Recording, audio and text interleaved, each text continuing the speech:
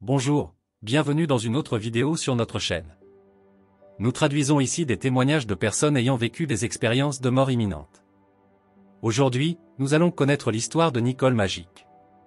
Elle dit qu'elle est morte, qu'elle a sauté dans un autre univers et qu'elle a vu l'origine de l'humanité. Si vous n'êtes pas encore abonné à la chaîne, abonnez-vous maintenant. Activez la cloche de notification pour être averti à chaque nouvelle vidéo. Écoutons maintenant le témoignage de Nicole. Bonjour tout le monde, je suis Nicole Magique, connue sous le nom d'alchimiste de l'autonomisation. Ma vie avant l'expérience de mort imminente, Amy, était tumultueuse, plongée dans un endroit sombre. Dans les ténèbres, j'ai affronté une profonde dépression, issue de la dépression postpartum qui n'avait pas été détectée initialement. Obsédé par la mort, je désirais échapper à ce monde. Mon Amy a eu lieu le 3 mars 2006, 2 jours avant l'anniversaire de mon deuxième enfant. Je travaillais en chimie à Boston, dans le Massachusetts, et je suis sorti du travail 1 heure plus tard, coincé dans les embouteillages de l'heure de pointe. Ce jour-là, j'ai vu des voitures accidentées sur la voie, de la fumée s'élevant d'un véhicule, des gens regardant lentement. De l'autre côté de l'autoroute, j'ai été témoin d'une femme chancelante après un accident, pendant que la voiture qui l'avait percutée se dirigeait vers mon véhicule.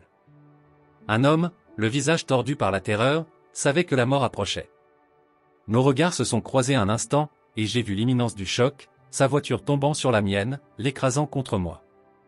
Dans un élan, j'ai crié, suis entré dans un état différent et, pendant un bref moment, je me suis vu retiré de la situation. Tout s'est arrêté et j'ai pu parler à mes enfants et aux personnes proches. J'ai discuté avec chacun, exprimant mon amour, faisant mes adieux.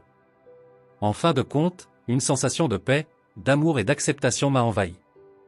Je me suis dit que j'étais prête, et tout est devenu sombre. En un instant, comme si j'avais été propulsé à travers un tunnel, entouré d'une guidance divine, j'ai été propulsé à grande vitesse. Le passage a été rapide, avec un grand soupir, comme si j'émergeais après avoir failli me noyer. J'ai serré mon volant et passé avec ce soupir immense. Quand je suis revenu, tout semblait normal, mais mes pensées allaient encore à toute vitesse. J'ai regardé dans le rétroviseur, ne voyant aucune voiture derrière moi, confuse. L'endroit n'était pas le même, il n'y avait pas de voiture sur l'autoroute, ni de l'autre côté. C'était comme si j'avais voyagé vers un temps complètement différent. Pourtant, je n'étais pas dans un autre temps. Je me souviens avoir pensé, mon Dieu, je suis morte. Une voiture solitaire est apparue au loin et je me suis demandé, mon Dieu, je suis vraiment morte. J'ai appelé ma mère, une personne très religieuse. Elle a répondu, Niki, tout va bien.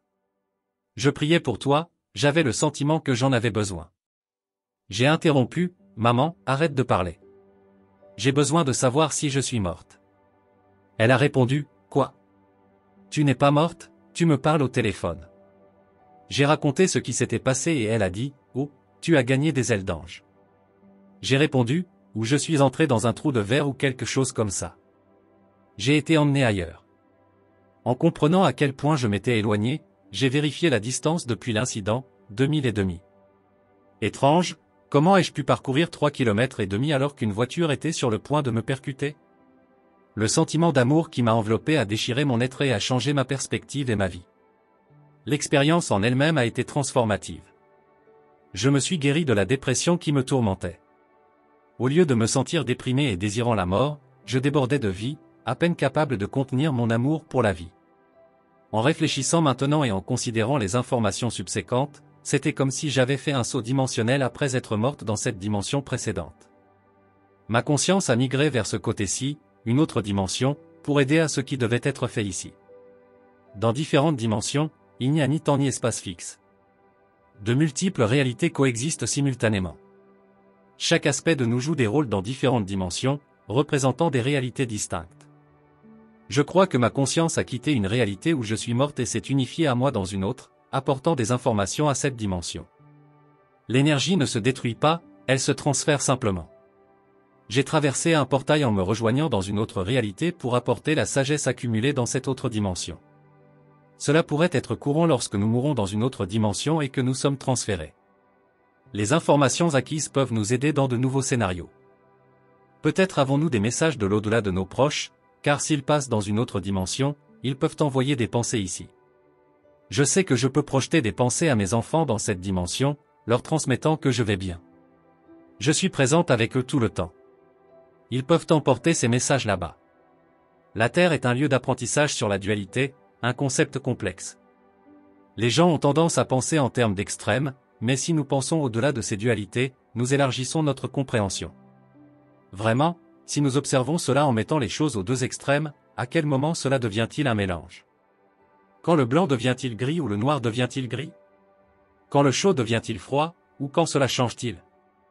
Il y a tellement d'espaces différents, tant de distance entre eux et d'innombrables combinaisons. C'est la relativité, en comparant une chose à une autre. Dans la dualité de la vie, une partie de notre croissance consiste à comprendre que nous sommes tout. Nous ne pouvons pas être entièrement bons ni totalement mauvais, nous sommes une combinaison de ces extrêmes, nous sommes tous ces éléments. Nous devons accepter cette complexité, c'est pourquoi nous voyons des gens lutter avec un excès de positivité ou une négativité extrême. Se retrouver à un extrême ou à l'autre ne fonctionne pas. Nous pourrions parler de politique et de religion, mais je suis prête à aller de l'avant.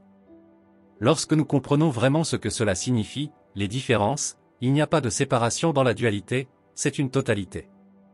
Lorsque nous comprenons cela, nous parvenons à un point de vue plus large, nous apprenons que nous sommes des êtres englobants.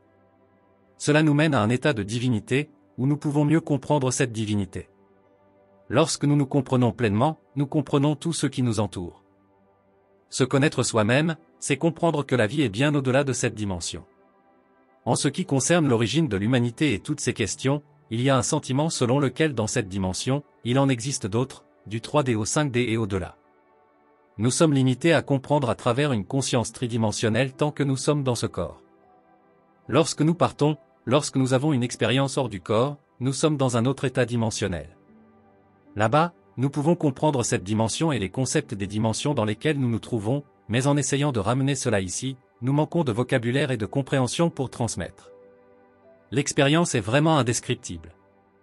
Nous devons essayer de trouver les meilleurs scénarios ou mots pour transmettre cela à ceux qui n'ont pas vécu cela. C'est là que surgit cette dichotomie entre être capable d'articuler et de conceptualiser. Si nous regardons cela d'une autre manière, c'est comme essayer d'expliquer les dimensions. Si nous considérons une dimension comme un point, deux dimensions seraient une ligne ou un cercle. Lorsque nous entrons dans la troisième dimension, une sphère, nous pouvons la conceptualiser, car nous y vivons. Si nous essayons de conceptualiser quelque chose au-delà de cela, nous échouons, nous ne pouvons pas le faire.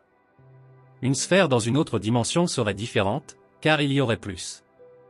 Nous ne pouvons pas transmettre ce qui serait dans cette dimension, car nous n'avons pas la capacité de le voir. Si je me manifestais à quelqu'un en deux dimensions, ce serait comme un point s'élargissant en cercle croissant, de plus en plus grand, puis se rétrécissant à nouveau, devenant de plus en plus petit jusqu'à revenir au point de départ. C'est ainsi que quelqu'un en deux dimensions verrait un objet tridimensionnel comme une sphère, des cercles de plus en plus grands, puis de plus en plus petits. C'est ainsi que nous sommes. Tesla est l'un de mes scientifiques préférés. Il parlait de comment tout est énergie et fréquence vibratoire. Si nous vibrons à une fréquence basse, nous attirons plus de choses de basse vibration, que ce soit des gens ou des situations négatives. Si nous voulons élever notre vibration, nous ne pouvons pas rester près d'une négativité constante. Nous devons changer notre environnement. Bruce Lipton parle de comment nos croyances affectent notre biologie et le monde autour de nous. Si nous voulons changer quelque chose, nous devons changer l'espace, que ce soit en nous ou physiquement. Parfois, changer l'environnement nous apporte de la joie, stimule la créativité et élève notre vibration, permettant à l'univers de nous aider à manifester nos désirs. Changer notre vibration est crucial pour transformer ce que nous créons dans nos vies. Si nous sommes près de personnes à très basse vibration, cela peut affecter notre propre vibration. C'est pourquoi il est essentiel de maintenir un environnement positif, car un environnement toxique peut affecter notre santé. Je remercie tous ceux qui ont regardé aujourd'hui. Sachez que chacun d'entre vous est incroyable. Allez et faites de ce jour quelque chose de merveilleux. Alors, qu'avez-vous pensé de cette histoire incroyable? Laissez vos avis dans les commentaires. N'oubliez pas de vous abonner à la chaîne. Donnons à plus de gens l'espoir qu'il existe une vie au-delà de ce que les yeux peuvent voir.